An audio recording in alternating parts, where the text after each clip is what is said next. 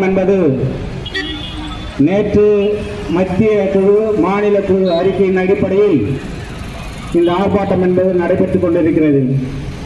இன்றைக்கு மத்தியிலே ஆண்டு கொண்டிருக்கின்ற பாசிச வெறி பிடித்த பிஜேபி அரசு இடதுசாரிகளை சீரழிக்க வேண்டும், இந்த நாட்டில் இடதுசாரிகள் இருக்கக்கூடாது என்ற நோக்கத்தோடு ஒரு 10 ஆண்டு காலம் மகத்தான ஆட்சியை செய்த கேரளாவில் பினராயி விஜயன் அவர்களின் வீடு மற்றும் அலுவலகங்கள் போன்ற 12 இடங்களில் ஈடி என்பது ஆய்வு செய்தது. பல்வேறு வழக்குகள் அவர் ஆட்சி காலத்தில் போடப்பட்டது. அப்போதெல்லாம் கேரளா உயர்நீதிமன்றம் அந்த வழக்கை தள்ளுபடி செய்தது. கடந்த சட்டமன்ற தேர்தலில் இந்தியாவில் ஒரு எதிர்க்கட்சி தலைவராக திகழ்ந்து கொண்டிருக்கின்ற ராகுல் காந்தி அவர்கள் தேர்தல் பிரச்சாரத்தில் ஏன் பினராயி விஜயனை இன்னும் கைது செய்யவில்லை என்று ஒரு பாசிச நோக்கத்தை அந்த தேர்தல் பிரச்சாரத்தில் வெளிப்படுத்தினார். அதன் விளைவாகத்தான் இன்றைக்கு பிஜேபியும் காங்கிரசும் கூட்டு களவாணிகளாக இருந்து கொண்டு கேரளாவிலே காங்கிரஸ் ஆட்சியை பிடித்து 2 நாளுக்கு முன்பு கேரளா முதல்வர் பிரதமர் மோடியை சந்தித்த பிறகு இந்த ரெய்டு என்பது நடந்திருக்கிறது. ஆனால் எதிர்கட்சிகளை வழிநடத்தக்கூடிய ஒரு எதிர்கட்சி தலைவர், நாடாளுமன்றத்தில் எதிர்கட்சிகளை வழிநடத்தக்கூடிய ஒரு தலைவர் தேர்தல் பிரச்சாரத்தில் பிஜேபியோடு கள்ள உறவு வைத்துக் கொண்டு கேரளாவில் அப்படி ஒரு வன்மத்தை கட்டியதன் விளைவு இன்றைக்கு பினராயி விஜயன் மீது ரெய்டு என்பது நடைபெற்றிருக்கிறது. பினராயி விஜயன் உண்மையிலே அங்க ஊழல் செய்திருக்கிறாரா என்றால் இல்லை. அவருடைய மகள் கணினி பொறியாளர் ஒரு நிறுவனம் வைத்து நடத்தி கொண்டிருக்கிறார். அந்த கணினி நிறுவனத்தில்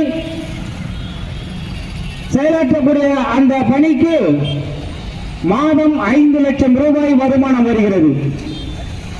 அந்த கணினி பொறியில் 5 லட்சம் வருமானத்தை அதை ஒரு காரணமாக காட்டி பண மோசடி வழக்கு என்ற பெயரில் பினராயி விஜயனை எப்படியாவது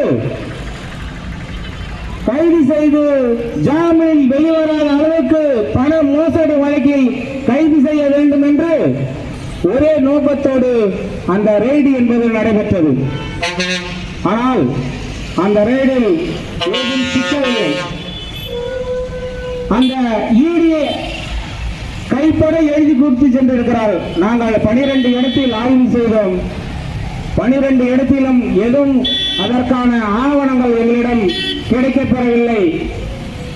அப்படி என்பதை கைப்பட ஈடி எழுதி கொடுத்து சென்ற காட்சியெல்லாம் சமூக வலைதளங்களில் பார்த்திருக்கிறோம். இப்படி மத்தியிலே ஆண்டு கொண்டிருக்கின்ற மதவாத சக்தி பிஜேபி அரசு இன்றைக்கு நேரடியாக 16 மாநிலங்களில் பிஜேபி ஆட்சி செய்கிறது. அதன் கூட்டணியோடு 22 மாநிலங்களில் ஆட்சி செய்கிறது.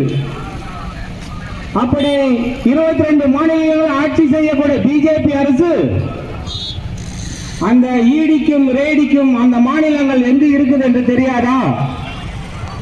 அப்படி அந்த 16 மாநிலங்களும் ஊழல் என்பது நடைபெறவில்லையா?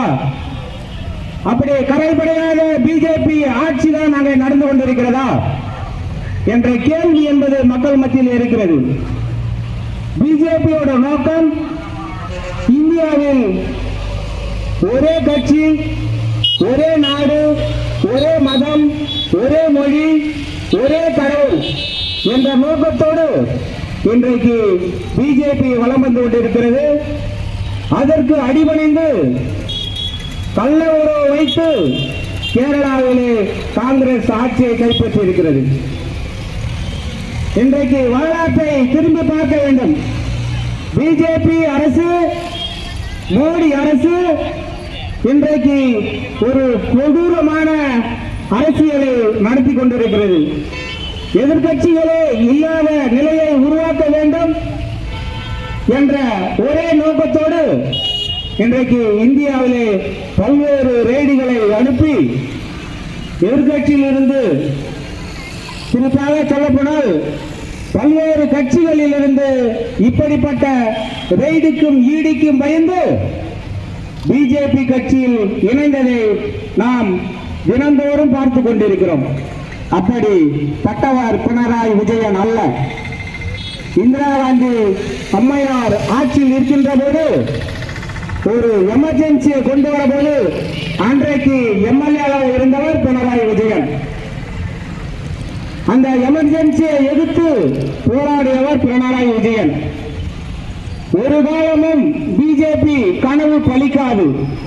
நீங்கள் வேறு கட்சிகளை மிரட்டலாம், காங்கிரஸை மிரட்டலாம், மற்ற கட்சிகளை மிரட்டலாம்.